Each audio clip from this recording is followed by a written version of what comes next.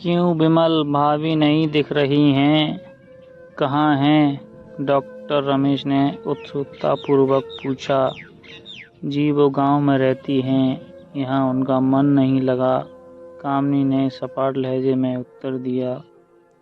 Doctor Ramesh ने विमल की ओर देखा तो विमल ने अपनी आंखें झुका लीं और डॉक्टर रमेश सब समझ गए।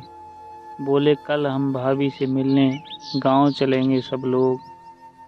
दूसरे दिन सभी लोग गांव के घर में पहुंचे। देखा कि सरस्वती को बहुत तेज बुखार है और वो पलंग पर असहाय पड़ी हैं। डॉक्टर रमेश दौड़कर सरस्वती के पास गए, उनके पैर छूकर रोने लगे। सरस्वती की ये हालत उनकी कल्पना से परे थी। वाह बेटा विमल, तूने तो नाम उजागर कर दिया। अपनी माँ की ये हालत देखकर तुझे तो शर्म भी नहीं आ रही होगी। डॉक्टर रमेश ने विमल को लगभग डांटते हुए कहा। नहीं देवर जी, विमल का कोई दोष नहीं है, मैं खुद गांव आई थी। सरस्वती ने अपने बेटे का बचाव लिया। मुझे सब पता चल गया है भाभी जी, आप चुप रहो। क्यों बहू, तुम्हें अपनी सास की क्रूरता पसंद नहीं है? समाज में तुम्हें नीचा देखना पड़ता है ना? डॉक्टर रमेश ने कामिनी की ओर व्यंग से देखा। कामिनी निरुत्तर होकर विमल को देखने लगी। आज तुम जिस सामाजिक स्तर पर हो वो उन्हीं के संघर्षों की देन है। और बेटा विमल, तुम्हें शायद मालूम ना हो कि बचपन में जब तुम 1 साल के थे तब छत से नीचे गिरने के कारण तुम्हारी एक आंख फूट गई थी। तुम्हारी रीढ़ की हड्डी भी की समस्या थी।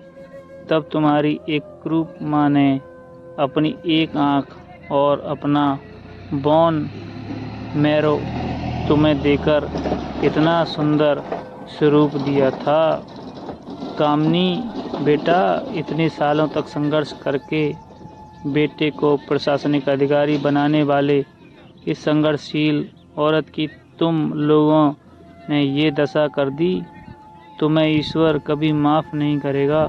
डॉक्टर रमेश ने आंखों में आंसू जलधारा बह रही थी। अब भाभी आप मेरे साथ अमेरिका जाएंगी, यहाँ इन स्वार्थी लोगों के बीच नहीं रहेंगी। डॉक्टर रमेश ने सरस्वती से कहा। विमल को तो काटो तो खून नहीं था।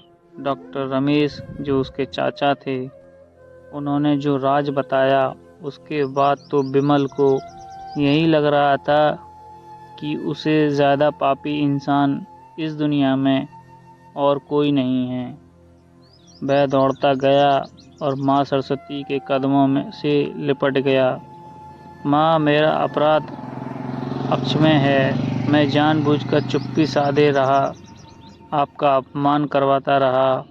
अब सिर्फ आप ही इस घर में मेरे साथ रहेंगी और कोई नहीं। विमल ने आग्नेय दृष्टि से अपनी पत्नी और बच्चों को देखा।